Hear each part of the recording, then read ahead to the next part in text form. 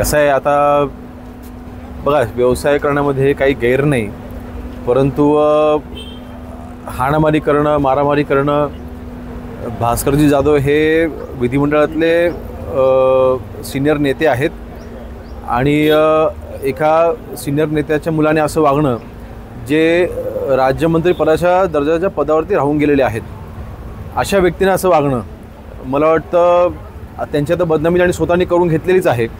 मग आता माझी बदनामी झाली, मग आता विरोधकाची बदनामी कशी करायची?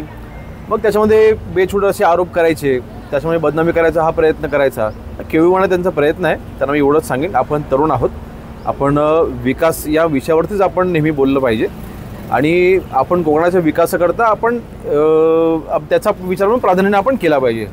व्यवसाय तुम्ही करा, त्यावर आमचं दुमत नाही, परंतु फक्त आता स्वतःची बदनामी झालेलीच आहे म्हणून दुसऱ्याची बदनामी करा असं त्यांचा हा केविळवाणा प्रयत्न आहे. त्याला पोलिसांवरती गंभीर आरोप केलेले आहेत की पोलिसांनी तक्रारच घेतलेली नाही यामध्ये, असं ते म्हणतात. नाही, पोलिसांची म्हणजे पोलीस हे कायदेशीररित्या त्यांच्यावर जी काय त्यांची तक्रार असेल त्याच्यावरती कायदेशीररित्या कारवाई करेल.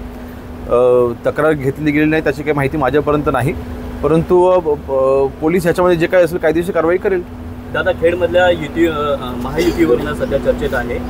नगराध्यक्षासाठी अजून कोणी फायनल झालेलं नाही, मात्र वैभव खेडेकर स्टेटस ठेवतात, त्याच्यावरनं अनेक तर्कवितर्क निघतात. कोणी काय स्टेटस ठेवावा त्याच्यावरती काय माझा कंट्रोल नाही. काल सूर्यकांत त्यांनी स्टेटस ठेवत असताना त्यांच्या वरिष्ठांची चर्चा केली काय ह्याची देखील मला माहिती नाही, परंतु आत्ताच 3 दिवसापूर्वीच महायुतीचे आमचे नेते रवींद्र चव्हाण साहेब असतील, उदय सामंत साहेब असतील, मी स्वतः असेन आणि उत्तर रत्नागिरी सर्व पदाधिकारी असतील, शिवसेना भाजप दोन्ही पक्षाचे, अशा आम्ही एकत्रित बैठक झाली.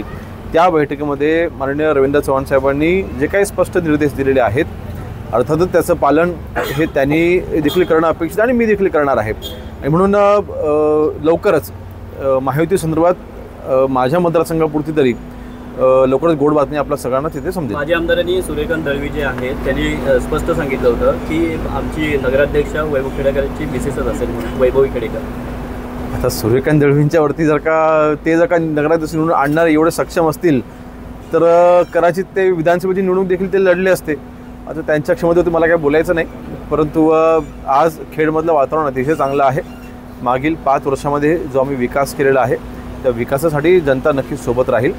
आणि शेवटी आज महायुतीमधले आता आमचे सहकारी आहेत, वैभवजी देखील आता महायुतीमध्ये आलेले आहेत, त्यांच्यावरती मला आता काय बोलायचं नाही, परंतु जो काही वरिष्ठांचा निर्णय येईल तो मला देखील मान्य करावा लागेल, त्यांना देखील मान्य करावा लागेल. टाइम्स डिजिटलला लाईक करा, शेअर करा, सबस्क्राईब करा आणि बेल आयकॉन दाबायला विसरू नका. Times digital.